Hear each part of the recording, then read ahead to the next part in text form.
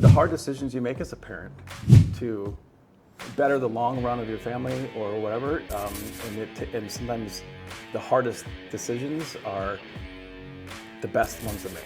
Yeah, there's a biblical saying about iron sharpens iron, right? And one of my coaches said that when iron sharpens iron, sparks fly, right? So A, I'm going to do everything I've promised. B, I'm going to communicate.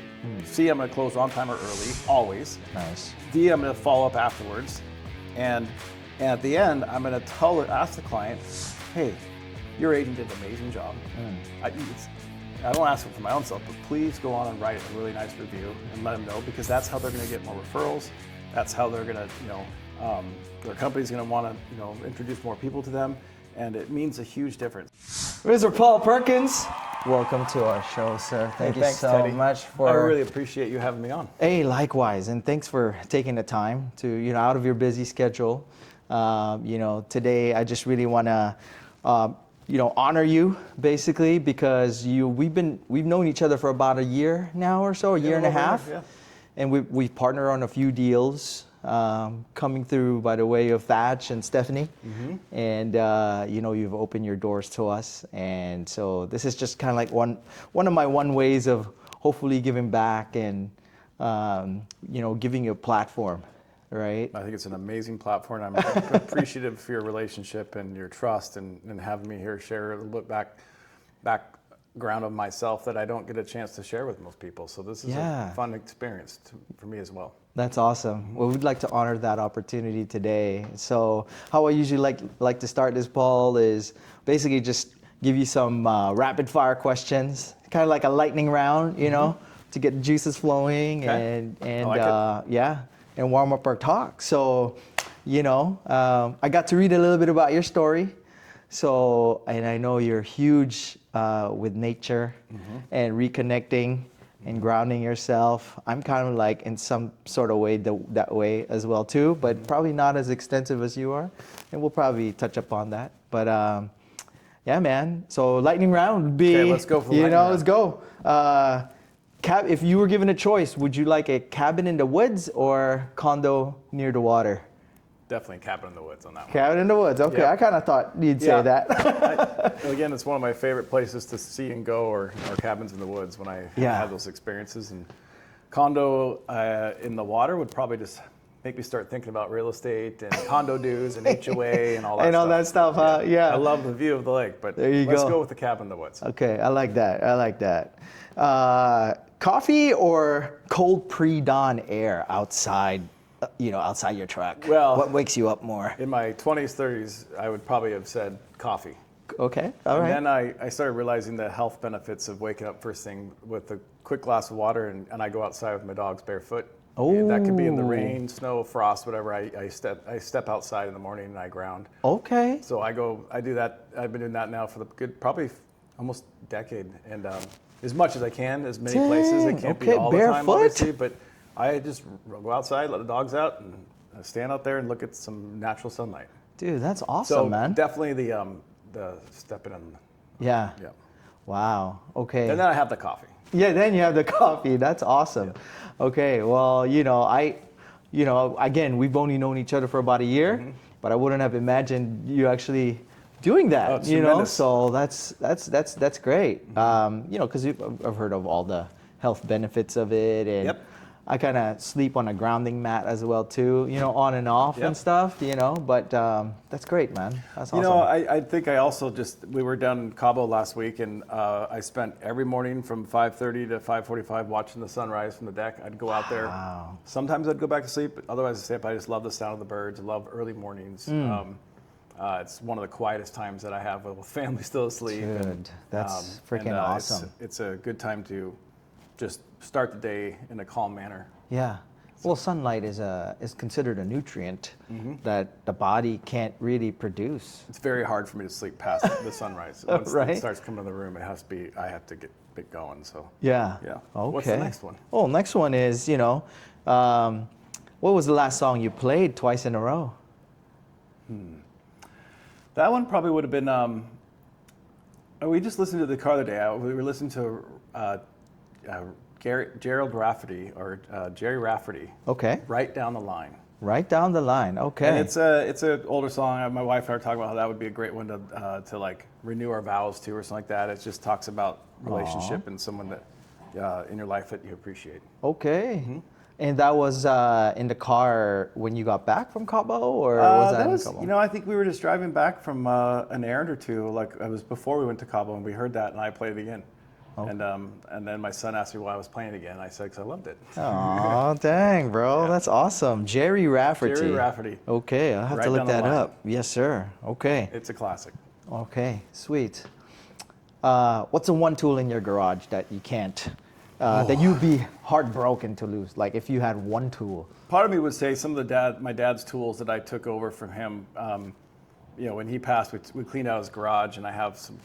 I just haven't used them, and I don't use them much, but I would probably have a hard time getting rid of them. But if I really think that answer through, I'd probably say my commercial-sized rock tumbler.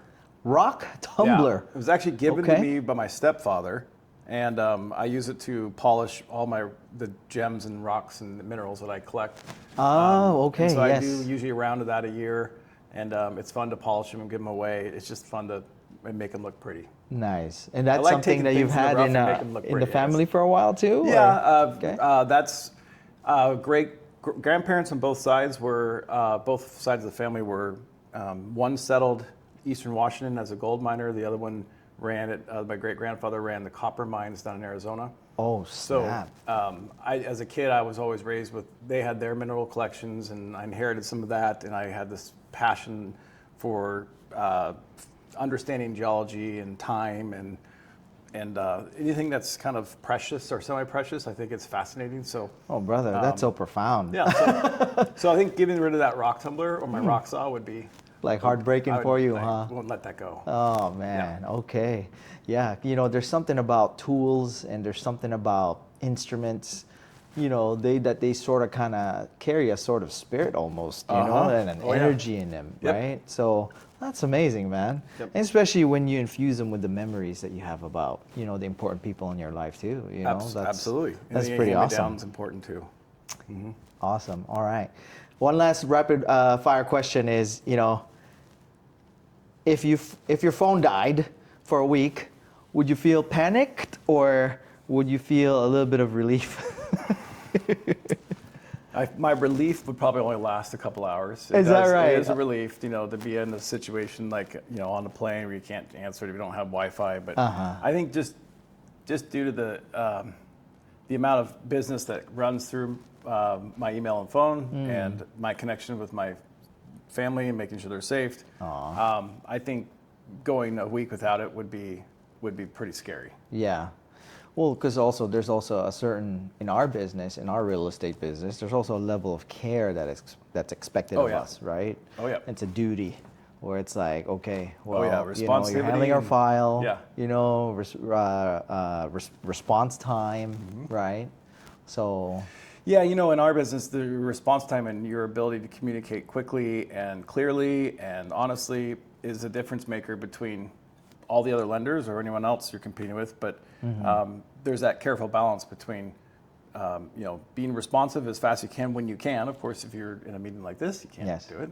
Yeah. Or if you're if you're at home with my kids, I definitely take much more carefulness on when and how I respond. But if it's during the working hours or at certain points, I mean, I work on getting back to people as quick as possible, even if it's a very quick answer. Yeah. Just let them know I've got their request and I'm on it. That's awesome. You know, one of the things that really made an impression on me was when you were out in South America somewhere. Ecuador, and so the first time I texted you in a group chat with Stephanie, and you know, obviously it was, you know, you're out in the middle of nowhere. Yeah, we had no. So you had to like leave your phone somewhere. That trip was we could not have. We had no. There was a satellite phone that we could use for emergency purposes, but part of that process of that trip was to disconnect. Yes. And it was set up that way, so we had people who were backing us, and we had no ability to look at our phones or email for almost a full 5 days. Yeah. And that was very cathartic, and it was actually very welcome, but it was also expected, planned, and happened to be maybe the first couple days of the year when it's slow. So Oh yeah. you know. No, and that's really great, and that's why I was saying, one of the first really good impressions I had was when you did get the chance to respond, you really kind of poured your heart out. Yeah, and I was like, right. I like this guy. We were on the bus where I finally got our phones and back to service. I remember doing some work, and there was a few people that I wanted to respond to. I wrote back. Right. I was still there, but and I think that was hard even then to do that. Yeah. But it was important because now look at where we've gone. Exactly. And that really impressed me. So, Cool. just to kind of set things off. Yeah. But yeah, Paul, so now, we're going to kind of switch gears. Okay. And then kind of go through your story a little bit, because the reason why I really share entrepreneur story with my audience is that a lot of it kind of gets glamorized a little bit. We kind of tend to glamorize our stories a little bit. And, but what I notice is that a lot of people really relate more to the rawness, to the grit, right? Mm-hmm. If you could kind of liken it to rocks, in your, in the way you like to. Takes time to get something polished. Oh my gosh, yeah. And I mean, to even form a rock, right? Yep. So, that being said, man, we're talking about, the dirt that your parents bought. Early life, yeah. Early life, yeah. Right? Out in Yarrow Point. Just those little bedroom communities. Yes. Yarrow, Huntston, Clyde Hill. Right. Yeah. Oh my gosh. Back so, and for a little bit of context, anything on the east side with a point on the address is like super priced right now, right? Because it's usually in the water, right? Mm-hmm. In front of the water. So, your parents bought a house. Take us back, man. 1974. They bought this house for $74,000. Yep. And I think it's interesting how it kind of matched the numbers too. 1974, 74,000. When you drive past that old neighborhood, I mean, what's the conversation that you have with yourself? Yeah, that's a really interesting question because I drive by that fairly often. I still have friends that live in those areas, and I pass through it. So my first always impression is, boy, it looks much smaller. In your memory. In my memory. Yeah. The lane, they're all very similar. The streets, like at least on Yarrow, the same ones. Just most of the houses have been rebuilt dramatically larger. The original ones are still there. In fact, my grandparents' house and my parents' house have not been torn down. Oh, wow. And so the first thing I think is how small it looks comparatively when I was a kid. And then I think how fortunate I was just to grow up in a very safe and fun area. We could walk to all our friends and ride our bike to our grandparents' house and have everything in the same spot. My parents divorced, so my dad ended up moving to Clyde Hill. My mom was still on Yarrow Point. My grandparents were there, so I could go to between all by safely by my bike or walking. Oh, that's so they kept me in the nice. same area. So I was just appreciative to have that growing up. But I think the other thing it did is it makes me think about, gosh, I see all the wealth now to be able to buy there and to own it. We had our parents sold their house on Yarrow when I was in high school through their divorce, and I still think they only sold it for like $250 at that time. Oh my gosh. $250,000 Wow. in the early 90s. So my grandfather passed away, and my grandma couldn't afford the taxes. They bought that in 1938, so they were never wealthy. He worked for Boeing. They borrowed a down payment from their grandparents or from their parents, and it was just about owning real estate for a long time. Yeah. So I just feel like I grew up with a lot of friends that had much more money than us, or their parents still have those properties, and I don't ever have a feeling of envy or like regret because we had to move and we had to sell. The house is obviously worth a lot more now. Right. But it is what it is. Yeah. So if you would put a word on it, it'll be gratitude. Gratitude is what absolutely. Yeah. And it's amazing how it's kind of come full circle now, where you've seen the power of real estate, and and being a conduit to somebody's ability to create and maintain wealth is, I would say, pretty meaningful. It comes down to their ability to create and maintain their ownership of any asset, whether that's a stock or a property or a house or anything. It's. I think there's so much about the quick gain that people have.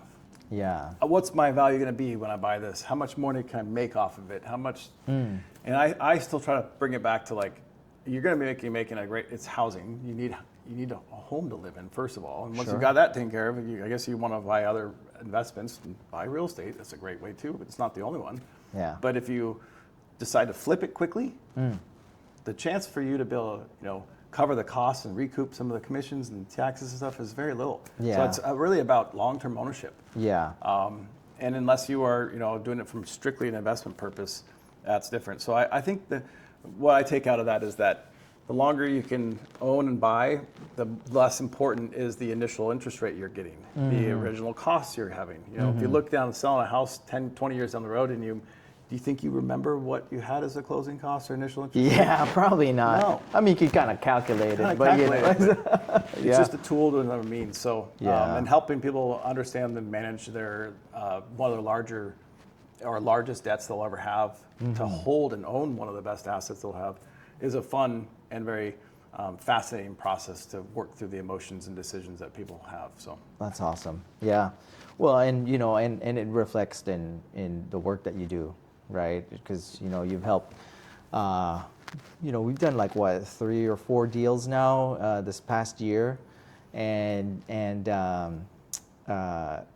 the way that you really respect the deal is very indicative of the stewardship that you're talking about, There you right? go. When it comes to wealth creation and whatnot. I never really thought of it that way. But thank you for putting my life. Oh, yeah, I know. Yeah, no, it's all about perspective too. So I think, Of course. growing up. What's the next question about? Work? Yeah, absolutely. Really And since we're in the lending business, you're, and I'm gonna again pivot a little bit more too, because I really want to get to your story and your formative years, Okay. and how it created who you are today, which is a top 1% lender, right? And who is who's an advocate for his clients. And so take us through the time, man, when you were still a kid, and you were willing enough to share with me that your dad was a fisherman in Alaska, and He's gone a lot. Yeah. he's gone a lot, and he spent every spring and summer running fisheries over there. Yeah. Right. It's a really good way to make money, and at the same time, what do you remember vividly? Was it more the time when he left, or was it when he came back, to the house? Oh wow. Well, vividly, I think I remember most just the times I got to spend up there with him. I took some really great trips as a kid to Alaska, flying out on the seaplane to the fishing boats, and seeing Aurora Borealis in the night for the first time. Oh, wow. The Northern Lights, and getting to see all the small fishing towns and fishing baths. So I remember a lot of that. Huh. I do remember though you actually had a chance to go a with lot. him. Yeah, we went there a lot. Okay. From 9 to like 16 years old, we were up there, in the summer and stuff. But that was not till I was older. When I was younger, what affected me, and I think how it helps how I see things today, was that I did miss my dad when he left, and my mom felt, she more on her part. She was lonelier. It's a dangerous job going up and out there. So it you have is. some fears about, you can see your dad again. And then my birthday was always, May 22nd. So I was in May. He was always gone, and I felt like my dad was, not present there. So I do remember when he got back, because we could get caught up. So I remember both equally, that him leaving and coming back. But I think it definitely had an influence of him not being around, and it makes me today, as a father of a younger child, as a son, I think back to, even on a business trip for 1 or 2 days or 3 days, I start feeling like I need to be home. I want to be home. I don't like being away from them that long. I respect those who are in the military, who have to be gone for either months or years at a time, and their kids being born. And so it gives me just a really appreciation for every moment I do get with my family and being away, and those who actually travel a lot more than I have to. How hard that must be to be away from your kids. Yeah. Well, because looking back in your childhood too, right? During those times, I mean, you shared earlier when you were 7 years old that that kind of caused a little bit of friction into their marriage, and they eventually divorced. They eventually divorced, Yeah, and so what do you remember that first night when it was totally different? Like, there's this photo my parents have of my sister holding. My sister was older. Actually, I was probably, I think they were separated when I was 4 or 5, and she was probably 7 or 8, and then they divorced. So we were some in that range. But I just remember seeing the picture of my sister. We were both really sad, and I think it just, again, I think when I see so many, I've worked through so many divorces. I've been through my own now, and when kids are in place, you just want to protect their feelings and make sure that they still feel safe and they still have some sense of like, it's going to be okay. Right. And I also see people who stay in relationships much longer than they should, even though they probably should break it off, but they want to do it for kids, and I don't know which one's worse. I think that the second one is harder on them because eventually they're going to have to face the reality. You can only delay things for certain long, but I've also had people work through those things and get repaired. So, as a kid, though, I think it brought me closer to my sister, my mom, and made me appreciate the hard decisions you make as a parent to better the long run of your family or whatever. And sometimes the hardest decisions are the best ones to make. Yeah. And there's and it's a good thing that you pointed out. There's always two approaches, right? And it's sometimes it's so hard to tread those decisions, right? Okay, stay together for the kids, or should we like work it out, or just like nip it in the bud, right? And so, because you mentioned that what that really caused you was to make your sister your best friend, right? Yeah. As one of your best friends. So that's one of the more fruitful relationships that came out of that. Absolutely, and I think the doors closed. When one door closes, others open. My mom remarried, and so did my father, and he remarried someone with children of the same age. So my sister and I both had new siblings to learn from and grow with and compete with, and that brother helped me. We are compete for attention, or no. He was my age, so we went through elementary school and middle school together. So he was a friend and a same age friend as me. So we went to the same fraternity. Oh, okay. He's a commercial pilot now for Alaska, and we have kids that are the same age. But that by my parents divorcing, that is obviously a very sad moment. But it opened up other doors. It opened up for them to move on with their lives and reestablish themselves with some happier things. It brought us more siblings and more. I probably ended up having someone my age as a boy compared to my sister, who was 2 or 3 years older. We competed in sports. We tried harder in school. We wanted to beat each other in grades, drawing pictures, everything. So we were competing. A little with bit each of other. that is So he brought good. me up, and I brought him up, and we both did probably better in school and life because of that. So in a way, you can kind of go backwards, and you can find all the reasons why it was sad, but I always I look on the positive, or I'm a kind of a, what you'd say, I'm an optimistic to the core. So I'm trying to always find the right positive light to look at something, because you can always look at it the bad side, but if you start thinking about that, you just attract more of it. So yeah, that's awesome, man. And a recent saying that really resonated with me, what I really got present to was, there's a biblical saying about iron sharpens iron, right? And one of my coaches said that when iron sharpens iron, sparks fly, right? And it's, I think, to liken it to your brother, it needs a little bit of, there's a little bit of friction, friendly competition, 100%, in order for you to be able to, keep reaching higher and higher, right? Yeah, it's almost like a mirror. It's like a healthy mirror, image of you. So, nice, awesome. Tell us about your grandpa, because you're that's another relationship that, I think really was very formative for you. You mentioned he never complained, right? And that not once. So what did watching that year after year do to your patience? It's probably one of the most influential aspects of my whole life was both my grandfathers, my dad's dad and my mom's dad were both very fascinating men, but my dad's father was down in Oregon, so I didn't see him only once a year. And my grandfather, who I'm speaking about in this story, I carry his name through as my middle name, and I have my son's middle name, and he was a very important matriarch in our family. So a little history for those who don't know is he contracted polio about 6 months to a year before the vaccine was being developed. So it's one of the early stages of polio, and my mom was only 3 years old at the time. And so he was in an iron lung for over almost 2 years. Wow. Boeing started doing meetings at his house. They basically kept him employed all the way through decades after that. So I really have a lot of respect for the way that they did it. But he was a quadriplegic, so he was paralyzed from his neck down. So I've always known him as he was in his wheelchair, and then he had several strokes that took out his ability to breathe. So he only could breathe when he has his machine pushed air through him. And he survived like that for close to 40 years. He was one of the longest survivors of polio on the west of the Mississippi. He didn't die until 1991. Wow. And I have respect for my grandma. All her friends were going out and golfing every day. She fed him. She trained him and brought him into bed and out of bed on this machine. They had an elevator put in the house, and she basically dedicated her life to serving him and taking care of him. Shout out to grandma. Yeah, absolutely.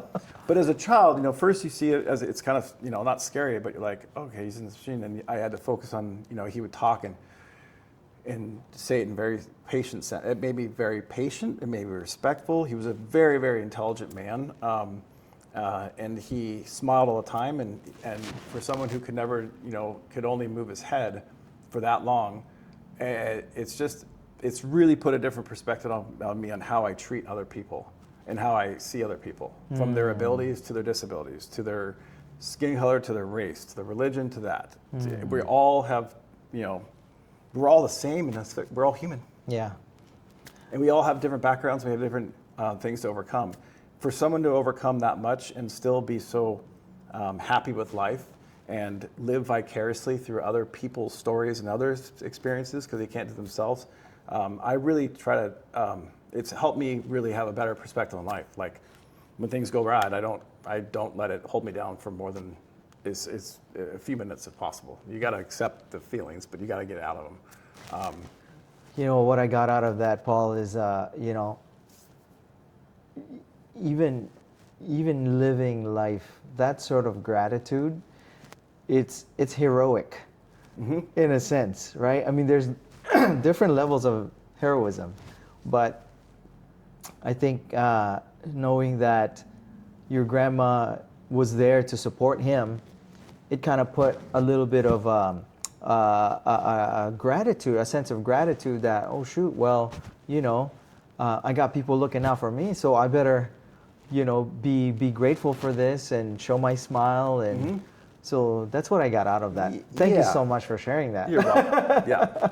I hope everyone can learn from that. I mean, hey, when anyone you love has an ailment, you're there for them. And when you don't love, you should take care of them. But there's a lot of other stories. But people who leave them for something better or do this or that. But I mean, literally, their relationship was very keen. There's a book written about it. They've talked about it a lot in the history of even Boeing, and it's just a fascinating story.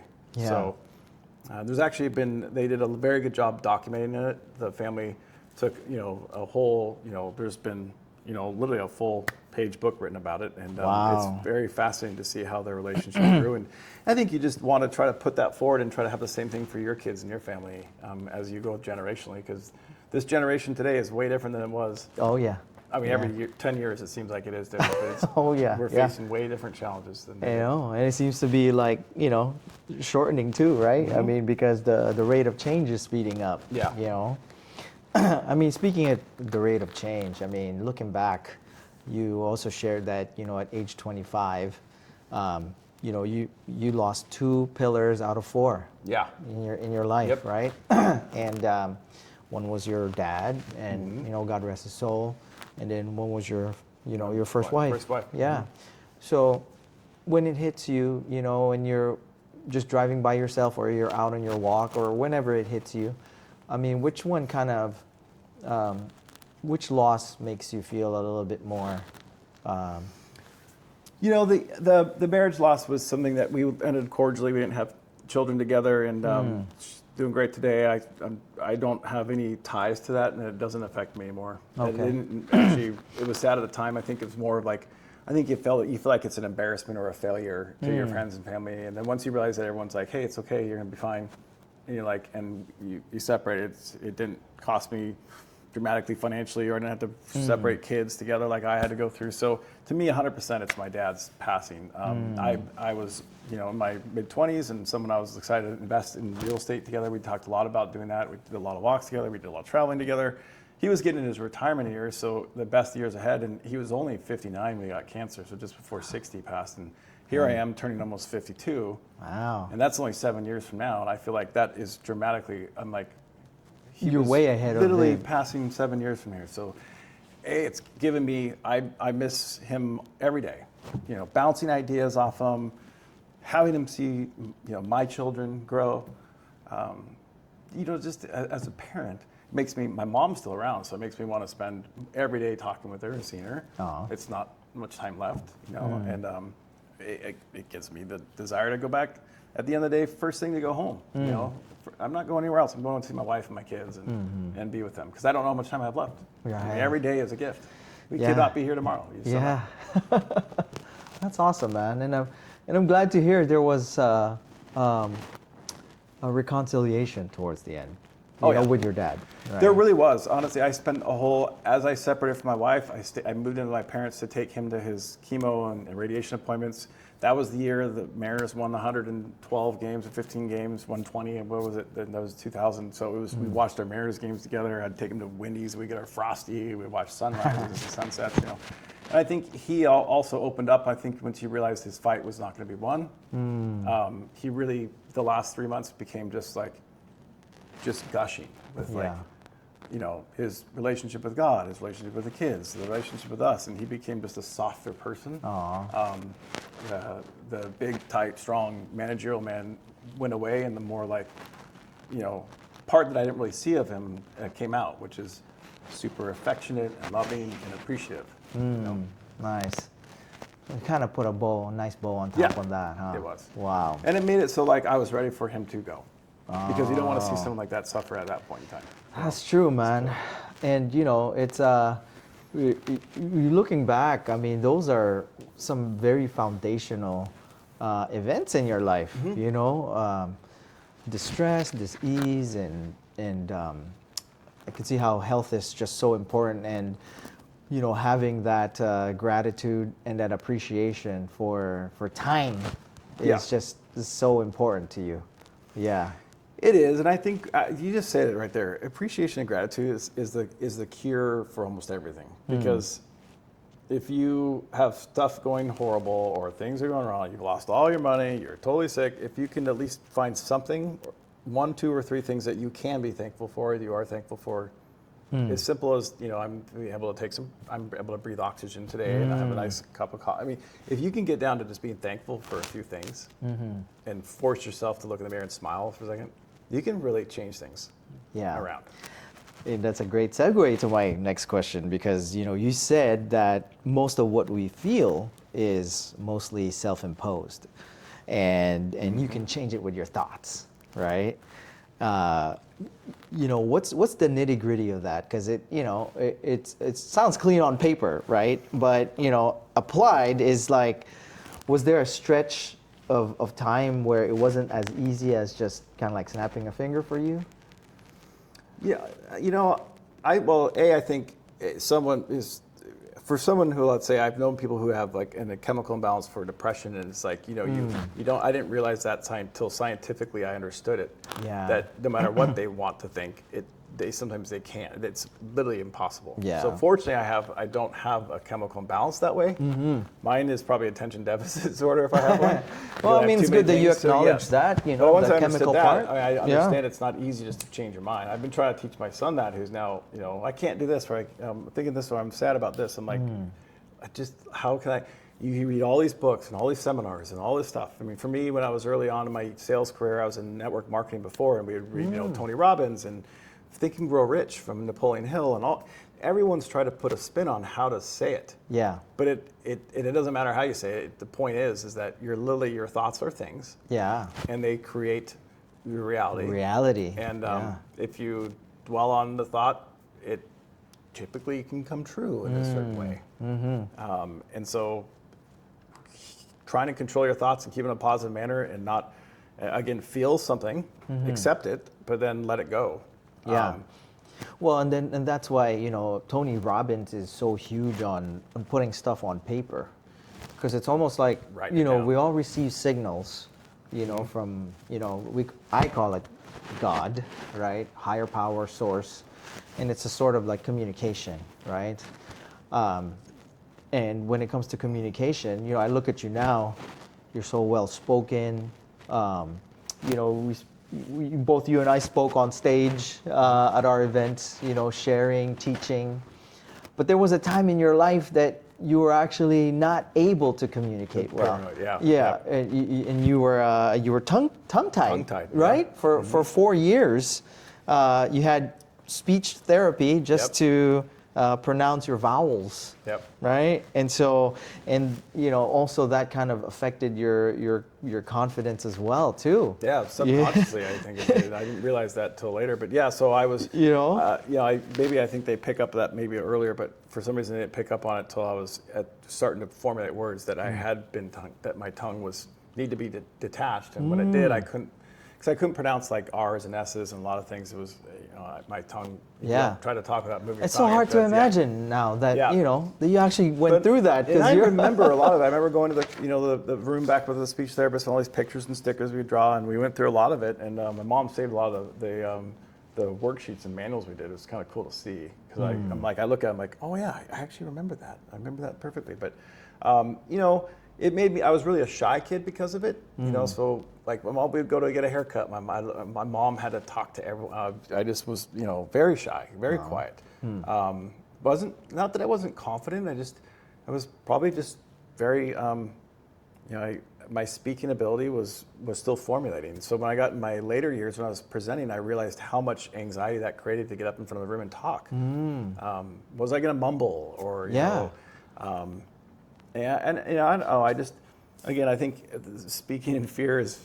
That and sharks and other things are probably everyone's fears. You know, no one's like naturally gifted at it. But I just sharks, that, huh? Yeah, interesting. I love water, and I was just in the ocean a lot this month, and I'm still never gonna be cool with not looking around after a shark. You know. Yeah.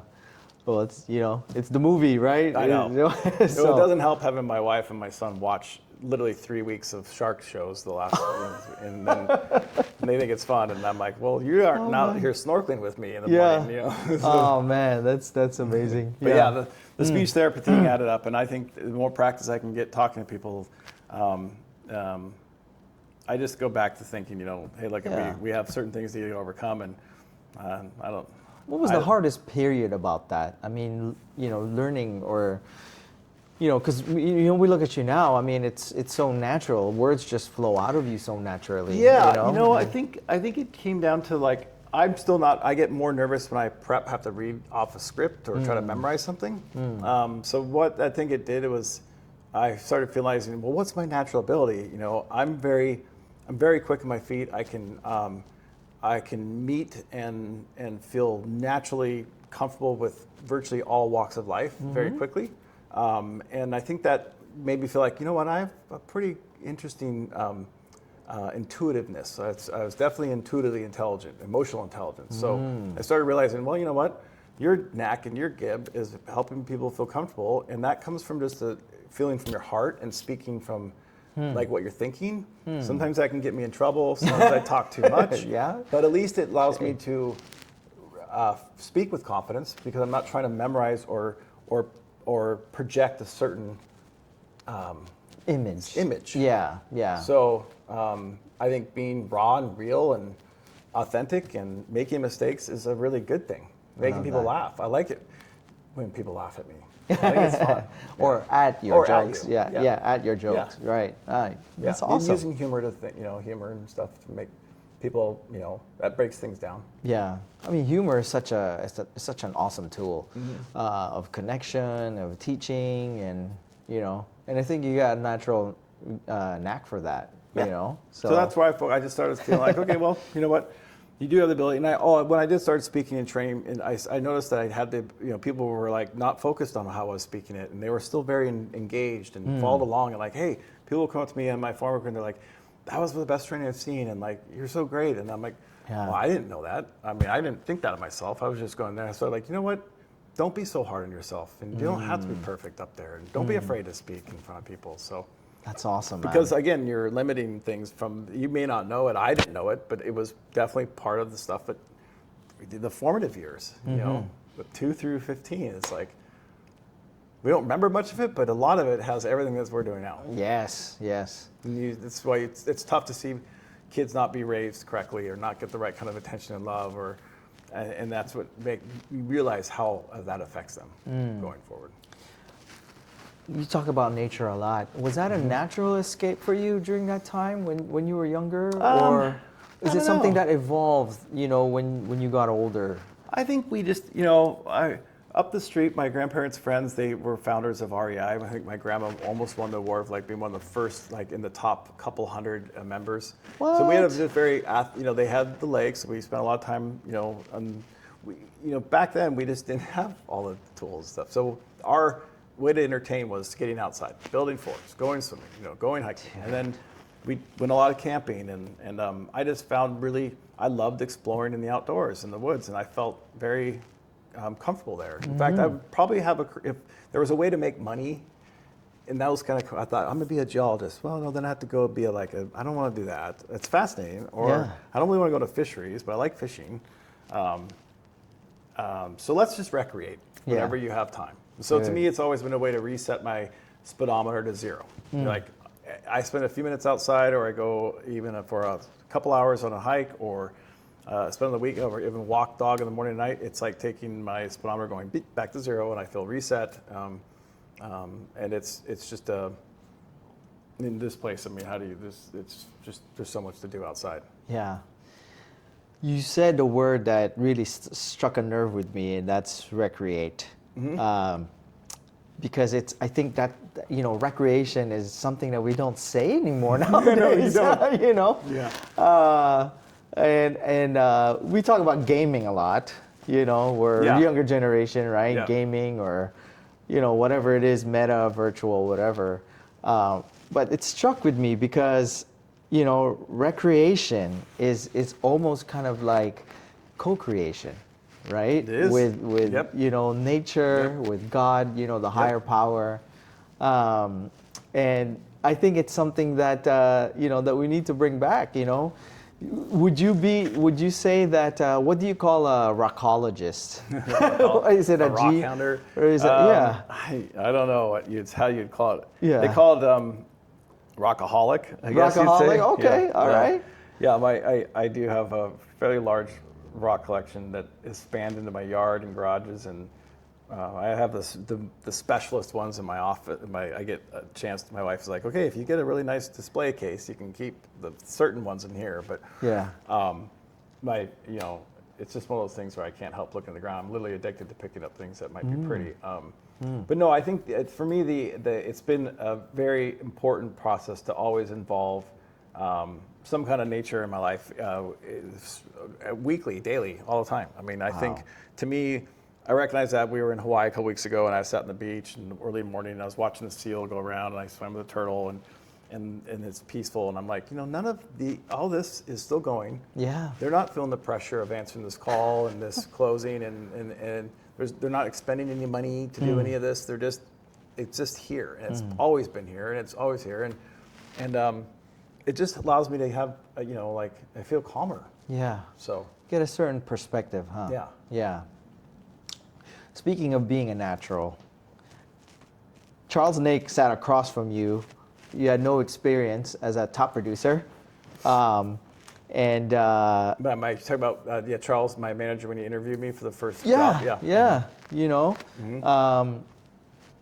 If you're looking back at that time, what was it about? What do you think it was that he saw in you at that time?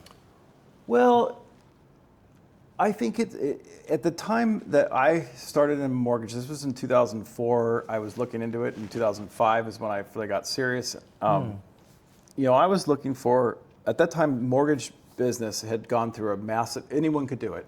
Brokering was big, bunch of money was made, licensing wasn't required. Yeah. And there was a lot of bad actors in the process. This is leading up to the whole explosion. So Yeah. I knew that. I thought it had a bad rap. I mean, to me, even I was like not a scummy business, but it was like, I saw some people who were originating that they Yeah. didn't have great lifestyles, let's say. Sure. So I was like, It was Wild West, like anything It else. was like the Wild Wild West. Yeah. And so to me, I was like, well, I'm from this area, and no one I know is a loan officer, and all my friends are starting to buy their first or second or even first investment properties. I've got a big warm sphere network and this would be a great thing that I could bring integrity and trust and so I want to find a place that has a good reputation that I feel like integrity and trust is being put there. So there was a mutually beneficial relationship when I met Charles and Barry Horn. They were, they're very Christian men. They met every Tuesday morning and prayed in the office, which they, just did on their own. They're founders. They were very family feel. Right when I started, they're like, hey, you just bring us the contacts and the loan files, we'll close them for you. You don't need to know much about it. Just you bring in the relationships, we'll help you originate. Nice. I was like, okay, that felt good. It wasn't that easy to say that, but it was like, I can do this. And then pretty quickly, like within the first few months of working with, this was at Liberty Financial Group, Charles was like, hey, we're going down to Guatemala to take care of a village that we've started to sponsor.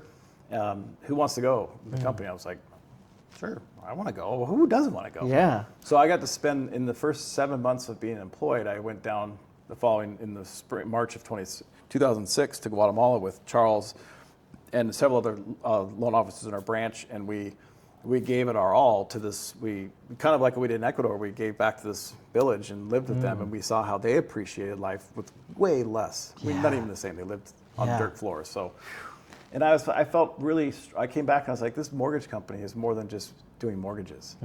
These people have integrity. They are giving back to the community. They care for others. They are trustworthy. They're honest. And so it was. I really feel like I got lucky because just a few years after that, the whole marketing exploded in 2008. Yeah. Our company was acquired by Guild as the first acquisition for Guild. And Charles and I just saw each other in the lunchroom. In the lunchroom. This morning. I was telling him within this interview, and he was, we've now worked together for almost 21 years. Yeah. And I feel very loyal when someone calls, hey, we've got really low rates. We got great comp. Come to us. I'm like, no, I'm staying with my family. They're the ones that trusted me. They're the ones I know the most. They're the ones that are going to always have my back to get things done quickly.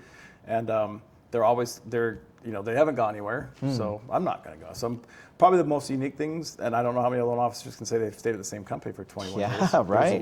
There's a lot of, I'll take this money to go here. Once that's done, I'll go here.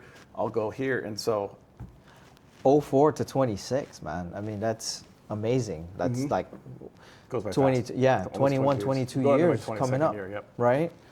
Have you been a Charles for somebody yet? And what did you see in them, if there is? Gosh, you come up with some really darn good questions, by the way. So the other day, I was in my office working away, and Charles walked by with someone who was joining the office, and it was one of his close friends, successful friend's son, who's looking about getting the business, and he's 22. Very well. The maturity and how he carried himself at 22 was immediately known. And he came to my office, and I stopped and chatted, and Charles asked me to tell him, like, getting into the business, how was it and how has it gone? And so I was trying to talk to him for a few minutes, and he grabbed my card and said, so I would love to talk with you. Let's get some coffee or lunch. And I thought to myself when I left, I was like, this is the time that I need to start giving back and sharing and getting other people involved to the benefits and that. Because I thought about that the other day. I was like, have I been the Charles yet to other people? No, not yet. I haven't. Okay. And I think that would be something in the later stages of my life as a managerial career, or to bring more and more people in. Besides just building my own team, but trying to influence others that are, experiencing wanting a career change or want to come in and get better at their business and coaching them up. So, Well, maybe on the spot you can't think of anybody, but I'm sure you've influenced I'm some sure. people. I have. Yeah. So shout out to Charles. Yes. Right? He's a great man, great manager. Yes, sir. Avenue A, man. Yeah, Avenue Yeah, A. Avenue A. The pre-IPO offer. Yeah. 35 million that your buddy got, could have been yours too, right? So when you tell yourself, that story at 5:45 a.m., in the truck, is it still a regret? Yeah, or it drives me, it yeah. is? Okay. I think there's 2 or 3, 4 times that everyone's going to have in their life to maybe make a decision that could dramatically change their life if they had gone one way or the other. Yeah. And, in the end, all those pre-IPOs back then, a lot of them weren't defunct, and none of them are here anymore. So it was like paper money in a certain sense. Those who didn't have, it was glorious. In fact, my wife that I was talking about being our divorce, she ended up becoming an employee of that company as like 300th employee. Wow. And within a year, the company was all shut down. They blew through all their money. It went away. Dang. So only the few that maybe had the earlier rounds of investment money, like A, B, C shares. The gentleman I talked about who recruited, he was a sales rep in my business. He was in Wazoo, and he was younger than me. And he offered me an opportunity to work with them. And I met with the owner, and it would have been like, employee like 13 or 14. Could have taken it. But I was so starting in my entrepreneurial business. I was almost 2 years into it. I was having lots of success. I didn't want to stop that momentum. Yes. I had no idea what that would have become. And so it's only after you look back to know, like, well, the gentleman I spoke with who sold his original shares, and he helped some of the people in his family who invested the $100,000. They made millions. You get envious. Like, oh, that guy's driving a Ferrari now. He's got a house down on the water in LA. It's like, damn, I could have been me. Right. A totally different path. I obviously wouldn't have ever been in mortgage though. Yeah, exactly. I would have. I don't know what I would have done. Fruits so of you your can labor also blow all that money. Oh. I think, who knows how he's done since then. At such a young age too, And man. so at a young age, and I think I also did know that some of the partying and other things that happened from that to those people, that I'm glad I didn't go that path. So you get a bunch of money dumped on you at that age, and you don't spend it wisely. So Yes, sir. sir. And then it makes you realize that money's not everything, and whatever you lose, you can make back again, and whatever you make, you can make more. And if you don't have it at all when you die, it's okay. Yeah. So, speaking of that is, and this is not stock advice, this is not investment advice, but, I've been seeing a lot of ads for, pre-IPO of SpaceX right now. I don't know if you have. Nope. But, and it could be just data brokers where, they're selling you a class or something, I haven't really looked in that deep into it, but, they're saying, it could be 1,000x stock. And it's gonna be IPOing this June or July or something. So, maybe that would be round 2 for you, man. And I think there's always tips like that. I think again having would have been way different than just putting money in, because everyone then knows about it. This would have been like literally a relationship thing. Like, I know this person and it's like an in. If you ever have a chance to be an in, analyze that carefully, or be careful. One of the two things. But I think the idea of just investing in something and statically hoping that it explodes. Like, I bought Bitcoin and 20 years later, great. You're never going to know what it's going to do. True.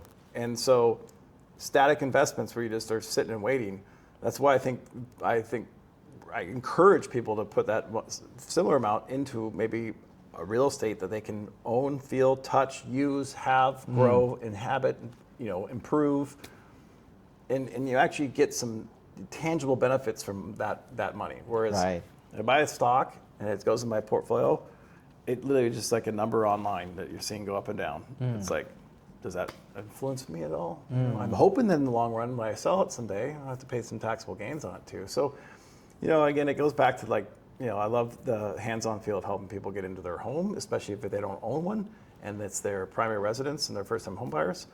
It's just a very passionate way to help people in this world. I'm going to help someone do something, help them get into a house. That's nice, man. You said that you don't feel like you've made it until your deathbed. Is that what makes you feel proud of yourself? I mean, you could be a little bit hard on yourself. I'm getting the sense. I just think, I think that I don't think it's a matter of death, but I've fortunately seen my grandfather pass when, he was the first person I went and saw. He was, in this house in Hunts Point, and passed. I got to go see him. He was the first.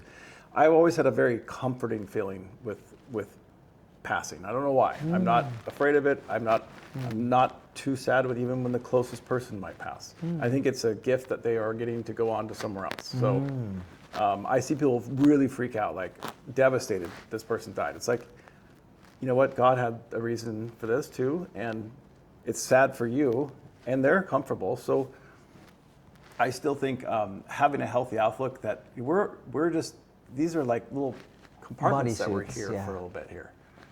You know, I can't take any money down to the grave with me. You know, I've had people pass. I've still yet, you know, I mean, I don't think you want to ever count on an inheritance to something, you know. So I want to give generationally to my children if I can.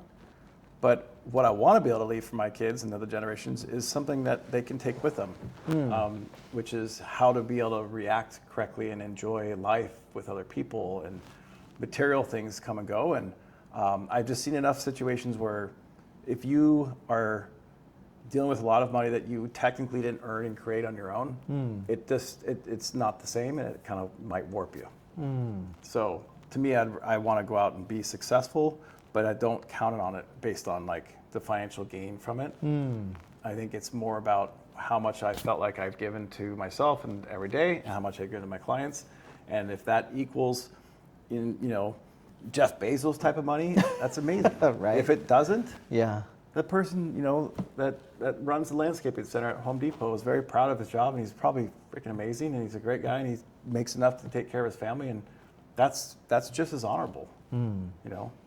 So it's being meaningful. It's being meaningful. Yeah, and as a loan officer, you get to work with so many types. I mean, you literally get into the finances of everyone. From this position to that position, and you know, and then sometimes I've had years too where I've like I made more than I needed, and I made more than that surgeon or that person. Right? Did it make any difference? Yeah. No. You know, I love it when I see someone who, I love when I see the rich millionaire that has the worst clothes on, or just that you would never know, and they don't act like it. Yeah. Yeah. Compared to the person who has everything and shows it, or has nothing and acts like it. Yeah. And the person who has, you know, not much, but they're super happy. Yeah. And they're content. Yeah. Like again, the families that I lived with in Ecuador and Guatemala that have dirt floors, and they hunt and gather food basically every day, and they don't have the medical care, but the kids were all smiling. They love each other, and like, you don't need all the stuff we think we have to feel happy. Yeah. You know, in a certain way, I'm glad that, you know, that certain sense of, you know, conspicuous consumption is, you know, kind of a little bit less prominent now, where, you know, and I think it's a step in the right direction. You know, there's always going to be people that, you know, there's always be that who would love that, but, you know, I've, you know, just growing up in the Philippines, you know, I've never been pickpocketed, but when I came back for the first time, you know, that's when I got pickpocketed, and I always share this story because I feel like some of my spidey sense like disappeared, you know. Yeah. And so and that was only after being here for 6 years and whatnot. So I've always felt like, you know, not wanting to be flashy, or I never liked jewelry, you know. I never liked jewelry or wearing, you know, feel good, crazy chains and stuff. But, so felt like it, you know, it'd just be a reason for somebody to, you know, to rob you or something. You know what I mean? So I've always been averse of that. Dressing, you feel better when you dress for success. You feel better when you have things. But I also know that the worst I felt is when I can't provide for myself, or I don't know what the next paycheck's going to be, or I'm down to the last dollar in the past in life, or I divorced and left, you know, started all over again at 40. And the hardest thing was that's the worst. Like, I feel for the people out there right now with the cost of living has gone up, and those who cannot provide. Yes. That feeling is so much harder and more sharp than the feeling of being super successful or having a really big month. Yeah. When you had a really big month, you're kind of like, great, like what? Nothing changed. Yeah. I had a lot of money come in this month, but I just end up spending more, or, you know, buying more. It's that like, lifestyle creep is invest real, more, man. but also like, right, when you're so spending. It's kind of like the feeling of, as long as you can provide, as long as you are providing, and that is such a worthy feeling. Like, okay, I can buy groceries this month, and I can. Then then that right there is just the bases are covered, and everything else is just a pure gift and benefit. It sucks not be able to take a trip, but you'll still be okay.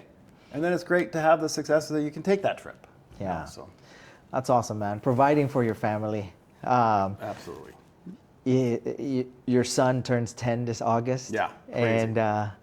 And you were 7 when your parents got separated. So he's 3 years past that already. That's beautiful, you know. And what did you promise yourself quietly that you'd like to give him? You kind of touched upon it, I think, but something that you didn't get. Well, as a late father in my life, I was 40 and I was single. I didn't have kids yet, so I was just blessed to find someone who also wanted to have a family and do it with me and do it later because we're both the same age. It was just a true gift to finally have a child and have a healthy kid. And so being a father was something that you just can't explain to someone. It's something that you just tell them it's going to be great, and it's like there's nothing like it. So that person will never leave me. They'll never, break up with me. They'll love me, throughout my whole life. And it's like, and for maybe someone who's had breakups and had people, relationships, and you're like, this is the first, this is me. This is part of me. So that rewardingness later in my life made me feel like I had the financial means and the security to be able to be really more present than I would have been maybe at a younger growing age. So I think that was good to be a late father, and then having the parental guidance that I had from my grandparents and my parents and seeing what they go through made me want to be more present. So it just simply helps me become a better person in terms of managing my schedule, being more aware of what I do with my time and how much time I spend, because my back in my brain is an equation that's happening of like, I think that's one thing I could say makes it so much more painful when you work so much for a client to help them through the process. Yeah. And you take the calls late at night and you do the weekend work and you're doing the things that that the other, let's just say there's certain other lenders and lender outfits that are designed for the lowest cost, lowest fee.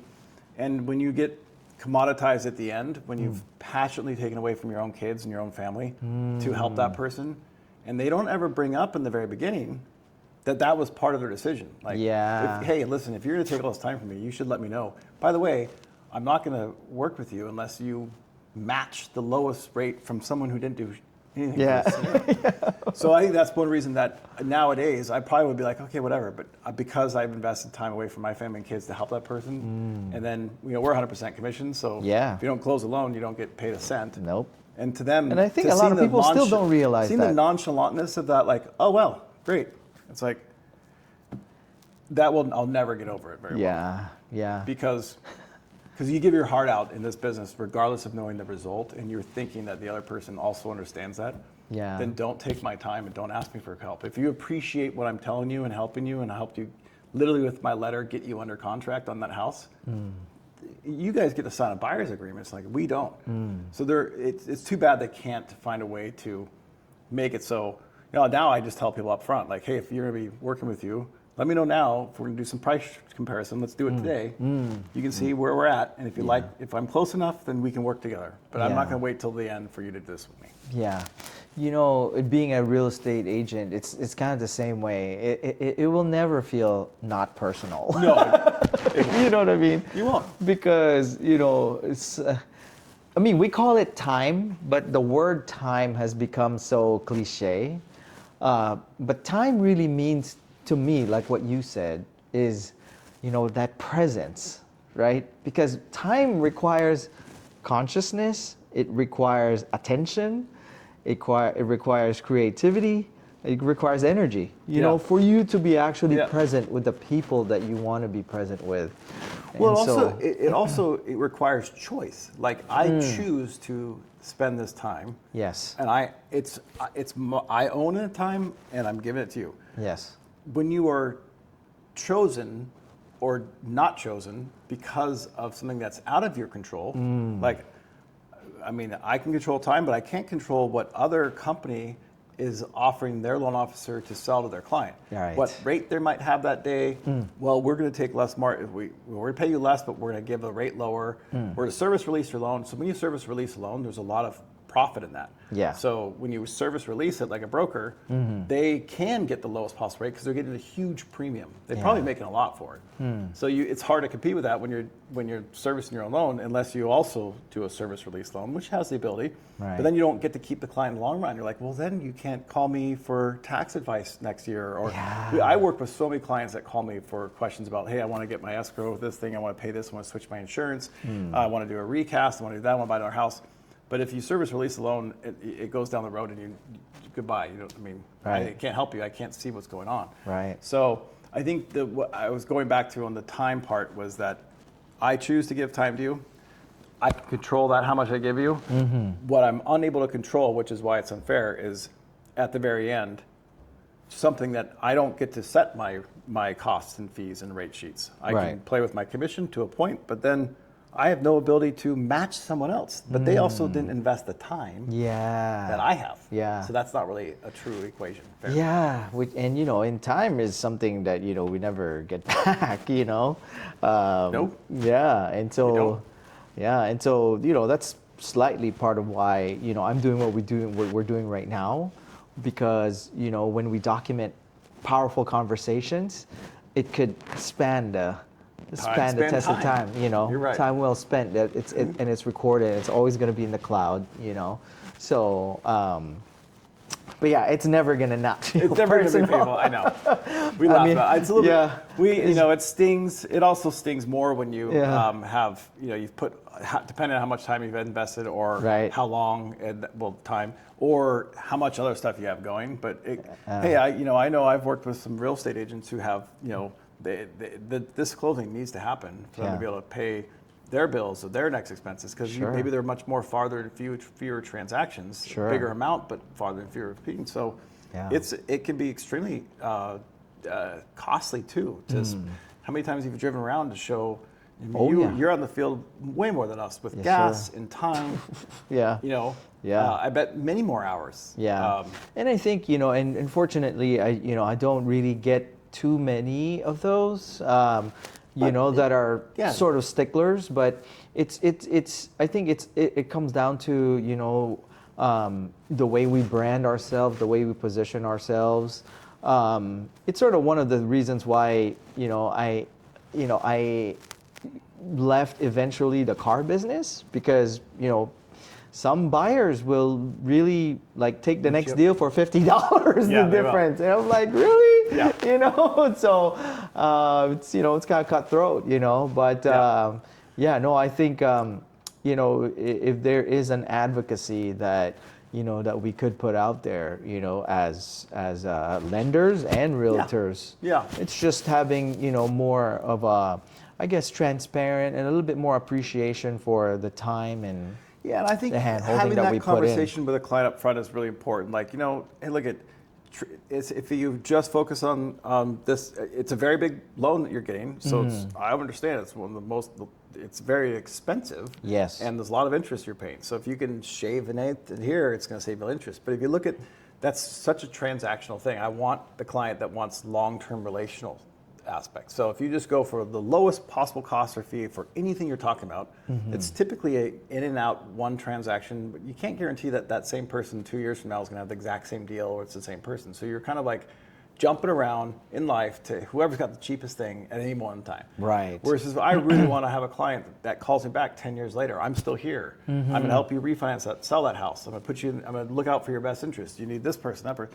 And literally the relational feel of checking in with them on their birthday each year, asking, inviting to our events. There's so much more to working with us than just, and if we're this close and your loan is only going to be held for 3 or 4 years before you paid off, you're only talking about a few $1,000s total difference. Right. And it's really not that big of a deal. Exactly. Now, if you kept it 30 years, which no one does, it could be dramatic. So you really just find all these different ways to try to bring that perspective and bring up front with a client and authentically know that I'm going to help them regardless. And that's where I have to be okay with it may not, I'm not going to win them all. But I want to move quickly on to the person who appreciates the time and interest and work with them too. So it's usually like okay, see ya. Right. Good luck. Call me back if you need anything. I'll help you.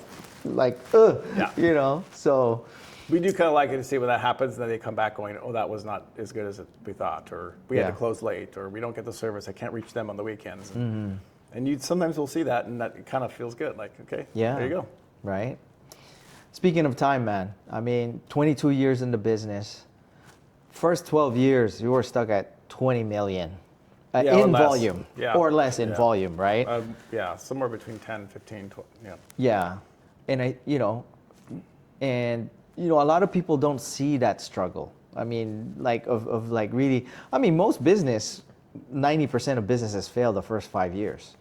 In your first 12, you were at 20, you were 20 million or under, like you said, but one hire, right? You're team captain. And then 4 years later, you're at 97 million for the year, right? What's the lie that solo lenders tell themselves, that keep them stuck? Well, I think one of the lies is that you can't grow, or that the market. And you've stopped believing it. You stop believing. You think there's barriers that are stopping you from really. So I think one lie was that, I'm only going to be able to do. Oh, I only need this much. Well, it was kind of working from a level of needs. Then it's like, hey, I've made enough for the year. I'm doing pretty well. Let's go. Let's go chill out. Or I don't. I didn't really have. Wasn't at that time. I didn't have a family that I was driving for. And so you end up really, really diving in when you have a family to support. Yeah. So I was single for a while there. We weren't having the right managerial help, not from the Charles name, but our branch manager wasn't an originating manager. So he wasn't doing his own loans. And that, oddly enough, had a very large aspect of like understanding what to do on a daily basis as a role model. An officer's telling you to do something and they're not doing it themselves. Right. It's hard.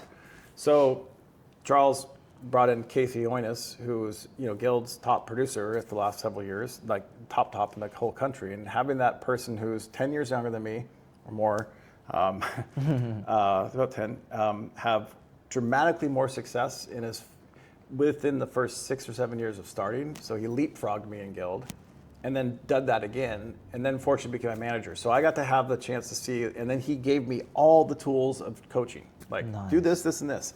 You're not going to be able to get past this certain level on your own without having, you can grow as a single loan officer, but you're going to be limited on, if you want to take time off, you have no one backing you up.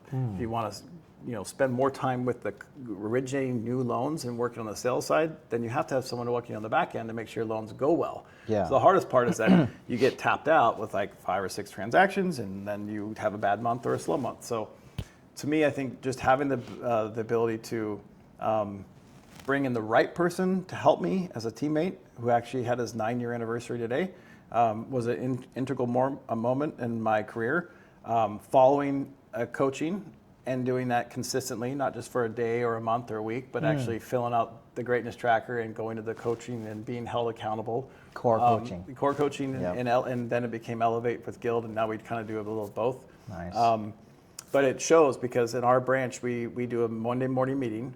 And we fill out a greatest tracker, so it's core based, but we're not all have to be, we just are doing the right practices. And that showed after now a year and a half, we had 9 people from our branch at Chairman's or President's Club, the most that our company has out of one branch this year. So it really boosted some of our best top producers last year that were doing 10 or 15 to 40 million. So it's not just me that's having the success. Anyone who's following that accountability in our branch is exploding in numbers. So it's definitely, I think, getting coaching and helping someone, having someone help you in your business, whether that's part-time to assist you or taking care of things that you're not good at or you don't want to do, whether that's managerial or marketing or advertising.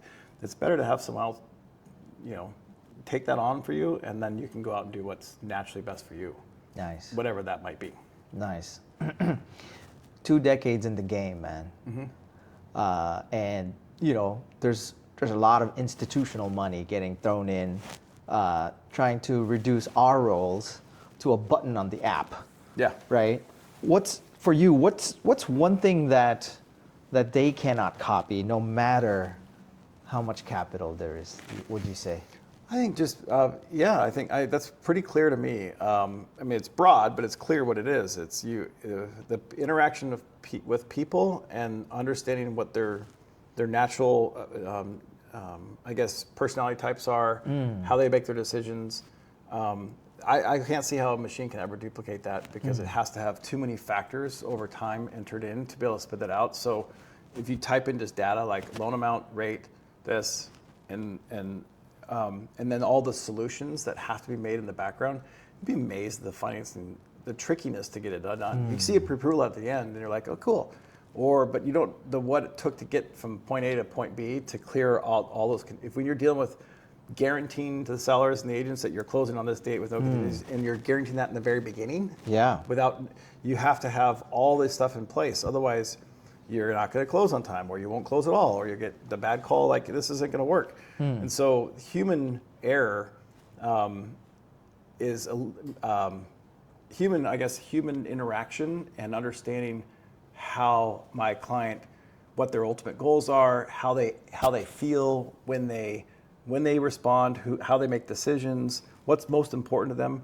I don't know how an AI can technically get to all that information that needs to be made to make a mortgage loan. Maybe all the little processes and stuff can be enhanced. Sure. I am using AI every day to help me better find out solutions for clients, just for info and research. But that still has to be corrected and then managed right to be able to be put into an actual underwriting situation and clearing docs out and then updating the client and the agents and all the other things that you have to do as a loan officer. Literally locking the loan is like 1 minute. Yeah. And once we're done with that, it's like such a small thing of what we do. Exactly. And I think it's when you say that locking at 1 minute, it's a combination of so many multiple variables and decisions, right? Property variables. So appraisal variables. I mean, literally, there's so many things that are brought into a piece to close a loan that are not just the lender related. We're getting title reports. We're getting legal county documents. We're getting appraiser stuff. We're getting third party information. We're getting validations and verifications and tax returns and accountants. Right. And all of those pieces are coming out to like create the credit, assets, income. Docs are out, you're signed, and you're closed, and here's your keys. Exactly. And for our case, there was a boundary line dispute with that condo in, with Phil and... It takes some working it out. Exactly, the AI right? can't just call you or call a listed agent, and you can't work it out. Yeah, because it's on the site, right? And you can't, it's not something that's, that's just, up there, right? Yeah. So if I could put 3 words on that, man, it'll be personalization. Can't replace personalization. Yep. Understanding what's important. Yep. And the overall experience. Yeah, and maybe assembling all the pieces into a final product. I think and then assembling. relaying that communication or correspondence. Yeah.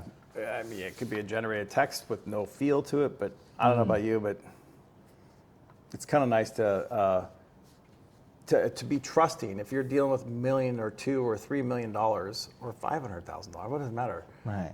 You kind of want to know what's going on in the background of that money and how it's being made and how it's being laid. Exactly. So I think if you automate all of that, there's certain things that should be automated and definitely get there, but I think replacing it altogether where I can go in, type a button, press the loan and get it, there's going to be answers that have to be addressed, and that's where you still need the human interaction. Awesome. For the realtors watching, Paul, the ones whose, buyers might be a little bit paralyzed right now, or they're having decision overwhelm, prices and, conflicts overseas and whatnot. What would you say would be a conversation that you'd wish more agents knew how to have with their client on the very first call? So that way when they introduce them to you, it's a more seamless process. I think, and I hope this is a conversation that is being had, but I think the conversation of that, somehow interweaving in there that it's a teamwork process, meaning that they're gonna, we're gonna help you. You're gonna have to hire an insurance agent to get home insurance, and you're gonna need to have loan on. Are you pre-approved? Great. Do you need a loan? Great. Well, you're going to obviously have to have financing. We work really closely with lenders during the process to get you under contract. So the lender matters. Absolutely. To you, the rate maybe only matters. That's the most important part. And that's they should really be equivalent. Not everyone is that far apart. So let's say if everyone's within a half point. The rate's important. You're going to get a good deal. But we want that lender to be able to be on time, ahead of time, close early if possible if they're ready. Sure. Correspond, communicate, take care of you, and make you feel better. And be there for you afterwards and 2 years down the road. So I've got a couple people that I trust to do this with you. You obviously could go search around. Local lenders are really important because of time zone, calls, bank. I just had one of my top agents call me last week, irate that B of A. He's like, I tried to get this client to go away from B of A, but they still went with, because he sent me a lot of his clients. And B of A, he's now a day before closing, and his seller, it's his listing, is the B of A's not answering the call, they're not going to get the docs out. Oh my gosh, wow. And he's like, how does this come up near the end? Can you do anything about it? I'm like, I can't do anything about it. So, but the frustrations that happen to him and his seller of the delays. So I think having that conversation up front with a client, like, hey, the lender's important. Here's a few I recommend. I just trust that they're going to take care of you. You don't have to go with them. But it's important to know because we do take a giant initiative and we have a huge piece of our clients going under contract, whether it's good reputation. When you talk to the listing agent, oh, we know your company. You guys are on time. You guys get it's great. Oh, we've worked with you before. Oh, great. So because there's that legacy, legacy comfort. I would say that you've built, and that trust, and the comfort that you've built throughout the past transactions. Yeah, especially having a company with a good reputation. And again, it's when it comes down to them and the closing the loan. They want them to get a good deal, but they also want all the other pieces to go as expected. They want their clients to be raving fans. So like I think one of the coolest things that I had in my career was working with some newer Redfin agents. Back when it was prior to their growth and sale and all stuff. But I thought it was fascinating because I didn't think of it this way. But the agent I learned that they kind of got rated some way by how their clients did their final rating. Like, give them a 5-star or a 4-star or 3. And it had some effect on how maybe their commission worked, something like that. Sure. But more importantly, I'm saying this is because it allowed me to go, gosh, you know what? This is an opportunity for me to really help that agent grow their business. So at the end, I'm going to make sure, we're doing everything perfectly because they recommended this. So I'm a face of that agent by being a referred lender. So whatever I do is a reflection to that agent. Right. Even if it's not their issue. Right. So I'm going to do everything I've promised. B, I'm going to communicate. C, I'm going to close on time or early, always. Nice. D, I'm going to follow up afterwards. And at the end, I'm going to ask the client, hey, your agent did an amazing job. I don't ask for my own self, but please go on and write a really nice review and let them know, because that's how they're going to get more referrals. That's how they're going to, their company's going to want to, introduce more people to them.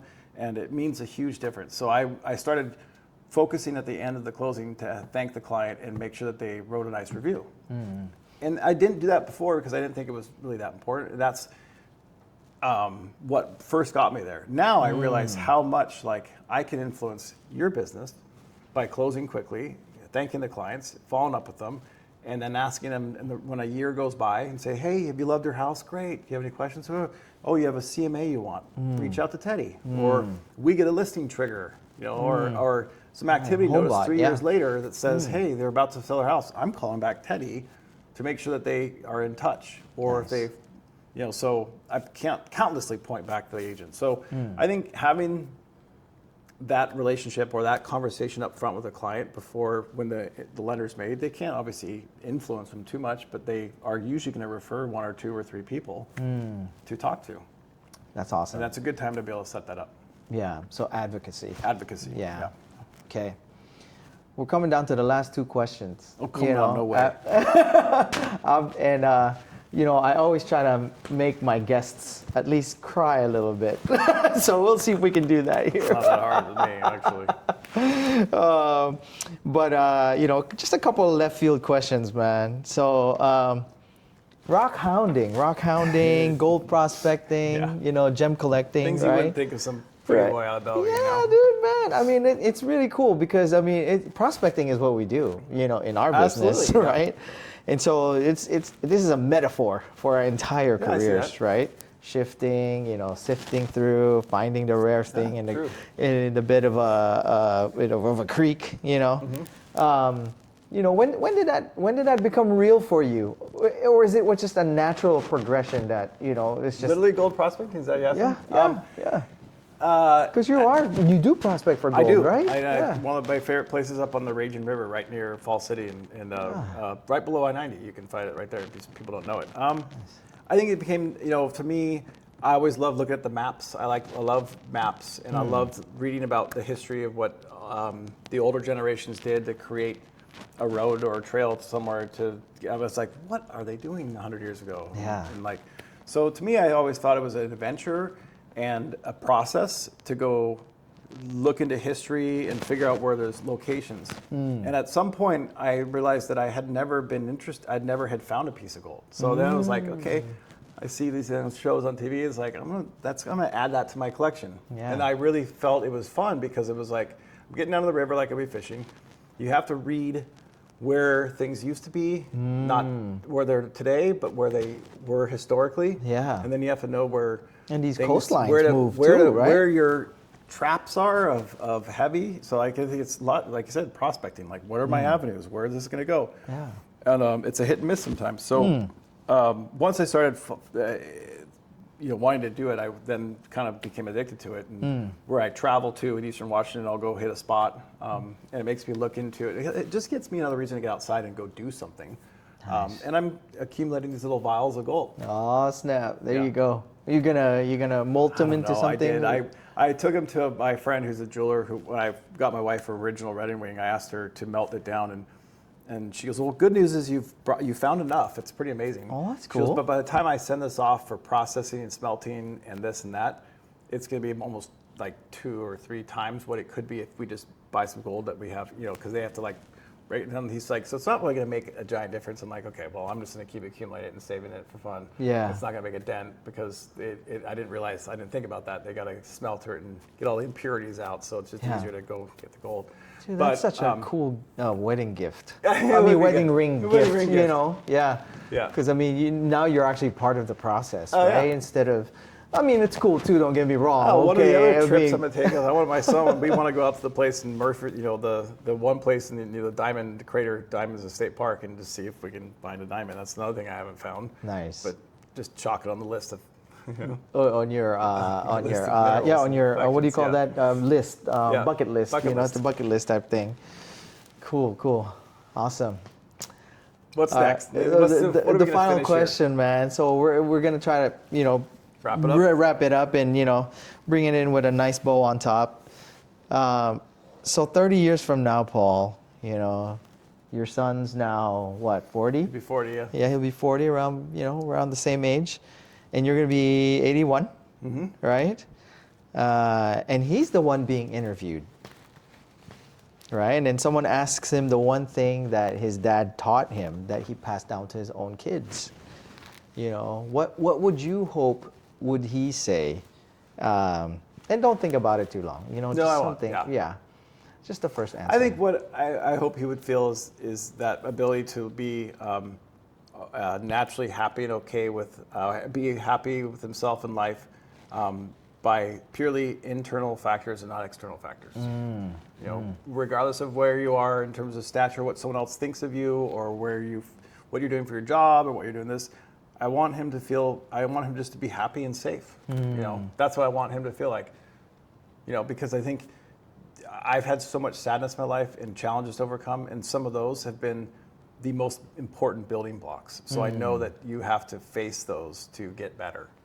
Nice. So I know he's going to go through that. It's going to be hard to watch him suffer. But I think that's where you grow.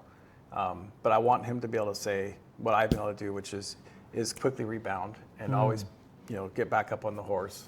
Yeah. And believe that you can do it, and know that there's people who love and support you, and they're rooting for you too. Nice. And not have fear too. Not have fear to fail.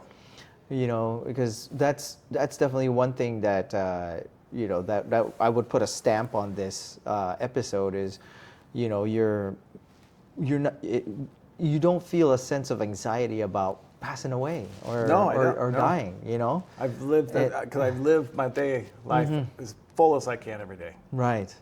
And that's having no regrets. No regrets. Having you know, a full heart of gratitude. Yep. And just being grounded. Being grounded. Right? And giving back to others is the best way to get anything that you may want yourself out of life. So Nice. I think the more you give and the more you coach, the more you train, the more you go deep into your clients, regardless of them working with you or not, you will feel best in the end. You know, nothing like go out and giving, like, you know, doing some more community service. You feel way better than you think you might, you know. Nice. So I think all of us need to roll up our sleeves and stay at it, and don't give up when it's hard, and give back more that you can, and you'll reap the rewards of what this beautiful world has brought to us. That's awesome. Well, I'd like to leave you with the last word. Okay. Is there anything that you know that you'd like to say to our audience, or an advocacy that you'd like to maybe platform, or maybe one last message? Hey, if you're looking for a client to be taken care of, if you are a client that you're looking to go finance a house, hopefully from some of the information I've talked about will make you feel that you can trust my opinion, my principle-centeredness. I will work hard for you. And if you are a referral partner of mine, you already have known and learned this. And if you're not, you should try the difference and call Paul at Guild Mortgage. That's awesome. You want to drop your email or number, or they can just find you? My email is paulp@guildmortgage.net. It's pretty simple. And we'll post on the, at the end of this, we'll put on my little, I'll give you my little logo and my QR code that will take you to all the places where you can maybe read my reviews. That's what I'd say. Go read my reviews on my website. See what people say about me. Nice. That's where I think you should figure it out. Don't listen to me. Listen to what other people say. There you go. Well, that's fair enough. Yeah. Well, I've had nothing but great experiences with working with you, Paul, and you know, I'm looking forward to more years of partnership and working together. You know, my clients out in Redmond, Kirkland, and Renton, you know, they're just so happy that they have worked with you. So, and that's a recurring theme with their feedback. So I greatly appreciate this time today, sir. I do too. You know, I have to say thank you too, because I've been drawn to you from the very beginning. We naturally have the same happiness towards, you know, people in life and correspondence to each other, and I think our charisma was natural from the very beginning, and that's why I was drawn to you. And you don't get that from everyone. Yeah. So I think we have a really good start here, and I think we got another couple decades of work to do together. So that's awesome. Yeah. Well, we'll do it again, you know, when the opportunity presents itself. So thank you so much, sir. And happy Mother's Day if this comes out afterwards. Happy Mother's Day, guys. Mother's Day. I'm sure this won't be out till afterwards. Yeah. Well, it is this weekend, so you know we'll put it out there. And happy Father's Day, then, by the way. There you go. Okay. Awesome. Well, thank you so much, guys. We'll see you the next time. Cheers. Cheers.